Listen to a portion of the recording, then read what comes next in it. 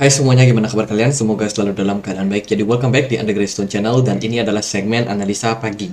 Teman-teman, di channel ini kita akan banyak sekali mengulas soal cryptocurrency ya. Jadi kalau teman-teman menyukai cryptocurrency, nggak ada salahnya teman-teman untuk subscribe di channel ini, teman-teman.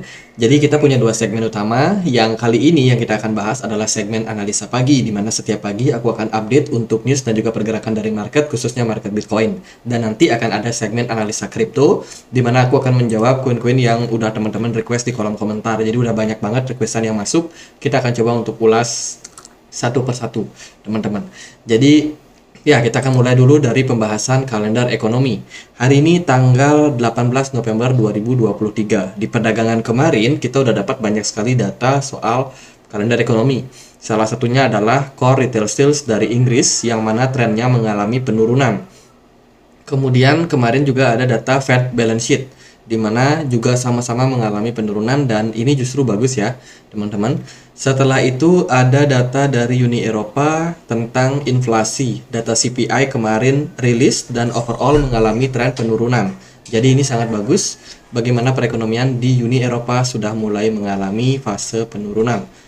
Kemudian kemarin juga ada data soal housing, data perumahan gitu di Amerika Serikat. Overall tren masih cukup baik teman-teman.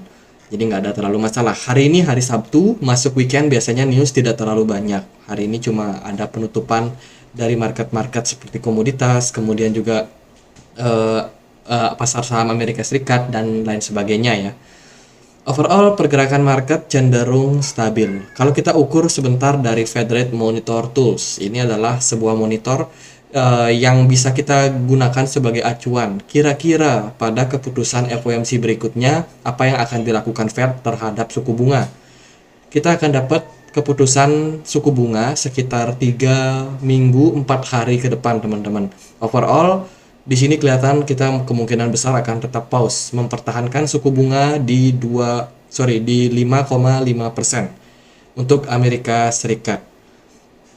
Oke, kita akan langsung masuk ke pembahasan dari market Bitcoin ya yang cukup ramai. Yang pertama itu ada SEC baru aja mendelay soal diskusi untuk Hasdaq yang baru aja menawarkan ETH ETF, teman-teman. Jadi Hasdaq salah satu hedge fund juga yang ikut-ikutan memberikan proposal soal ETF Ethereum. Ini baru aja mendapatkan penundaan pembicaraan dengan SEC dan tentunya ini bakalan tetap di delay ya karena SEC itu lagi padat banget teman-teman. SEC padat banget untuk jadwalnya, dimana dia sekarang sedang menguji sekitar 12 proposal terkait dengan ETF Bitcoin dari berbagai macam hedge fund di sini teman-teman. Dan tentunya kalau ada yang masuk lagi maka masuk waiting list semua ya. Jadi ya perlu waktu buat SEC untuk mereview satu persatu proposal yang diajukan para hedge fund. Kemudian ini ada berita teman-teman datang dari Presiden Joe Biden. Jadi di perdagangan hari Kamis kemarin baru aja Joe Biden itu menandatangani semacam keputusan ya soal funding, soal isu dari shutdownnya pemerintah Amerika Serikat. Jadi isu ini sebenarnya sudah bergulir cukup lama. Jadi yang dimaksud dengan governance shutdown di sini adalah bagaimana pemerintah Amerika Serikat itu belum menentukan batasan jumlah anggaran. Belum ada anggaran untuk pemerintahan tahun berikutnya, teman-teman. Artinya adalah yang dimaksud shutdown bukan pemerintahnya tutup ya atau pemerintahannya kolaps, bukan teman-teman. Jadi kan beberapa bulan kemarin pemerintah Amerika Serikat itu sudah menaikkan yang namanya batasan utang atau yang disebut sebagai debt ceiling. Tujuannya supaya Amerika Serikat bisa bikin anggaran yang lebih besar lagi, teman-teman. Ditunda kemudian dinaikkan. Ya, dengan anggaran yang lebih besar tentunya Amerika Serikat bisa punya lebih banyak uang untuk merecover lagi kondisi perekonomiannya pasca COVID yang mana memang sudah luluh lantak dan parah banget, teman-teman. Jadi ya ini berita yang mungkin cukup menenangkan buat market sementara ini. Kita akan lihat gimana impact daripada kenaikan anggaran yang sudah diajukan saat ini, teman-teman. Kemudian ini ada berita juga dari Korea. Sorry ya pakai bahasa Korea. Kita akan translate aja. Jadi jaksa menuntut 8 tahun penjara mantan ketua Bitham Lee Jung Ho dalam sidang yang dijalankan pada Januari tahun depan. Nah, ini ada semacam kasus gitu teman-teman yang mengenai exchange Bitham ya. Dikabarkan memang ada proses kejahatan di sini.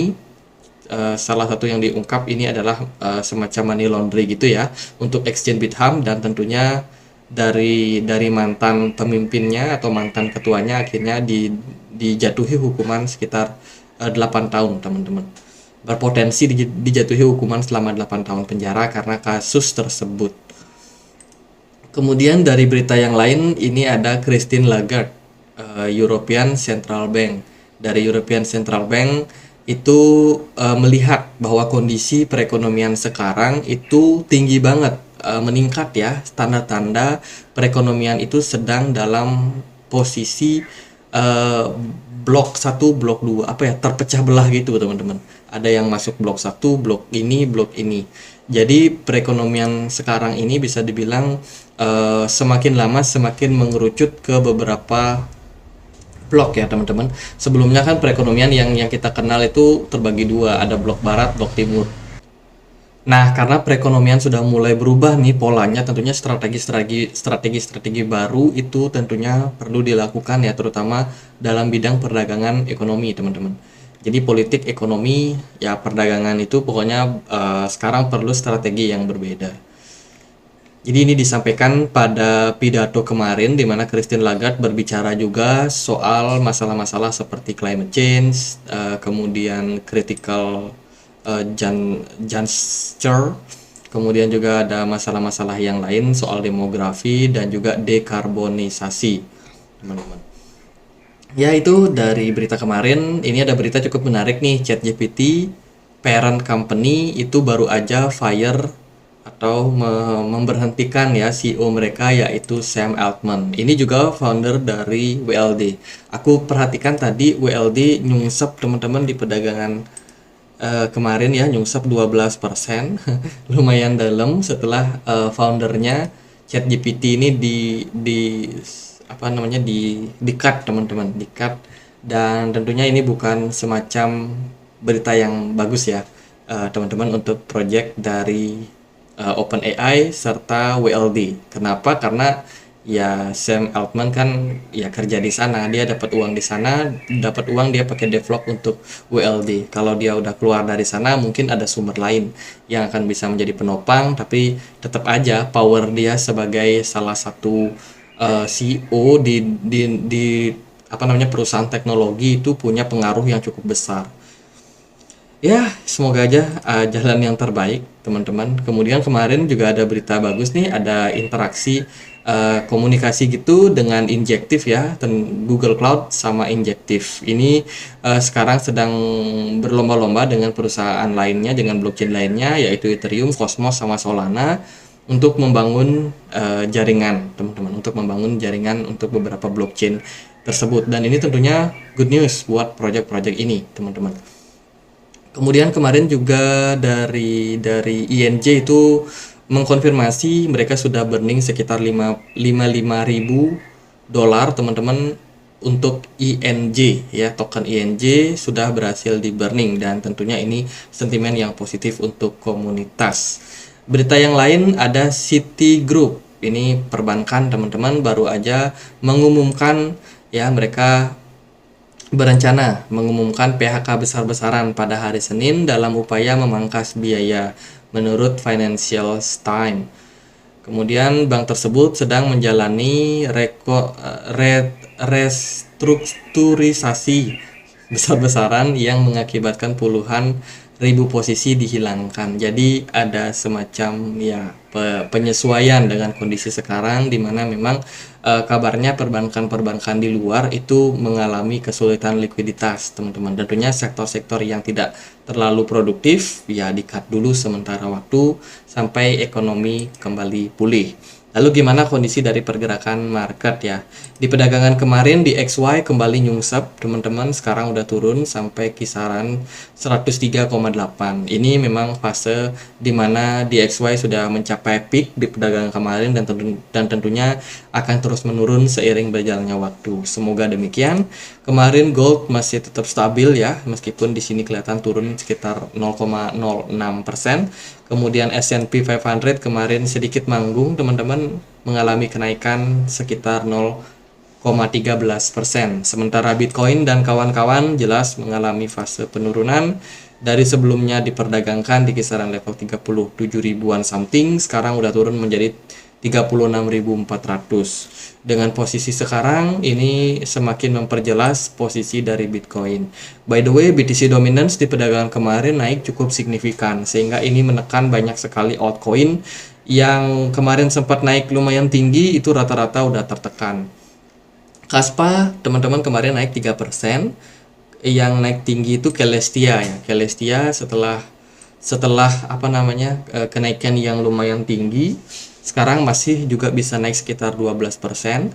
Kemudian juga ada Shiba sedikit mengalami kenaikan, Habar nggak terlalu tinggi. Ya itu sih beberapa altcoin saja yang mengalami kenaikan, tapi mayoritas itu tertekan karena BTC dominance-nya di perdagangan kemarin kembali meningkat secara signifikan. Dari bigger picture saya masih tetap dengan pola yang sama ya. Bitcoin masih kepentok nih di kisaran resistance 37.800-an sampai dengan 38.600. Jadi di area tersebut tampaknya merupakan area yang cukup kuat, di mana banyak investor yang akan mulai melakukan penjualan teman-teman ketika memang menyentuh area-area resisten ini. Jadi sangat bisa menjadi level penahan untuk pergerakan Bitcoin naik ke depannya. Sementara sih memang belum ada konfirmasi candle pembalikan arah terhadap Bitcoin. Kita akan lihat gimana closing time frame weekly di perdagangan nanti ya. Sementara itu kalau kita perhatikan di time frame daily, memang ini indikasinya sudah mulai kelihatan kalau market sudah mulai beberapa exit di market, beberapa taking profit ya teman-teman, tapi beberapa memang masih bertahan. Dari volume perdagangan Bitcoin kemarin itu masih sangat bagus. Smart money mulai ada tren penurunan yang mengindikasikan dalam jangka waktu pendek ada kemungkinan untuk pergerakan Bitcoin mengalami koreksi lanjutan. Beberapa target yang bisa diperhatikan. Yang pertama, yang paling dekat ada di 34.000 something, 34.100-an something ya teman-teman. Di sana ada lumayan resistance yang kuat. Kemudian kalau andai kata itu di breakdown, bisa diperhatikan juga di level 31.400-an teman-teman. Boleh diperhatikan area-area tersebut, siapa tahu Bitcoin bakalan membuat koreksi ke area tersebut. Jadi kalau teman-teman yang mungkin mau melakukan akumulasi terhadap altcoin atau terhadap Bitcoin, ya bisa dicari harga-harga yang cukup murah di level-level tersebut. Dari time frame 4 jam, pergerakan Bitcoin ditunjang sama volume yang bagus, tapi smart money-nya cukup kecil. By the way, kalau kita pakai indikator RSI juga memang sudah kelihatan ya kalau divergence sudah tercipta di time frame daily. Jadi anggapannya untuk saat ini kita masuk ke zona koreksi dalam jangka waktu pendek teman-teman. Kita nggak tahu pasti sampai titik mana pergerakan Bitcoin akan turun. Namun kalau kita melihat dari kondisi market, memang buyer masih cukup antusias masuk ke Bitcoin. Bila mana ada koreksi-koreksi, buyer cukup antusias untuk masuk teman-teman. Artinya adalah penurunan yang terjadi pada Bitcoin kemungkinan bakalan sedikit ngerem. Tidak akan meluncur deras turun dalam jangka waktu yang atau dalam tempo yang cepat teman-teman. Jadi bakalan ngerem kalau dia koreksi. Beberapa altcoin juga nggak terlalu bisa memberikan perlawanan karena arus dana ternyata banyak masuk ke Bitcoin. Ethereum udah drop lumayan parah, GRT yang udah naik sempat naik signifikan juga udah nyungsep lagi, kemudian juga Polkadot ini sedikit ketahan tapi kita lihat ada posisi double top yang harus diwaspadai, dan beberapa koin lain juga kurang lebih sama ya. Matic juga udah turun lumayan dalam teman-teman, menunjukkan memang sudah terjadi aksi taking profit. Rata-rata altcoin saya perhatikan itu sudah berada di level resistance teman-teman. Jadi mirip lah seperti pergerakan dari Bitcoin.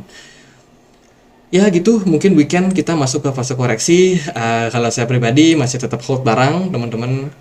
Jadi saya belum melakukan taking profit, belum melakukan penjualan karena belum sesuai dengan target saya paling jual di 2024, tergantung nanti momentumnya di level berapa. Kalau untuk sekarang saya lebih santai dulu, saya lebih suka untuk mengamati market, ya kan, bahas-bahas berita seperti ini di channel YouTube. Jadi ya maunya santai-santai dulu aja teman-teman. Jadi gitu aja buat update kali ini, semoga videonya bisa bermanfaat. Guys, kita punya komunitas diskusi di Telegram, tempat aku berbagi sharing informasi soal news-news terupdate di Bitcoin ya, di market Bitcoin. Tentu saja teman-teman bisa join dengan gratis teman-teman.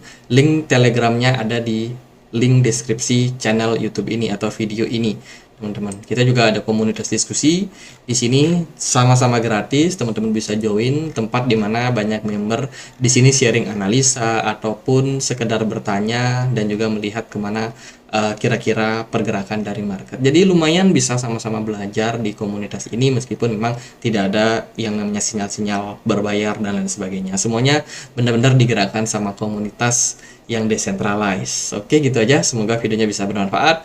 Dan akhir kata saya Andre, makasih.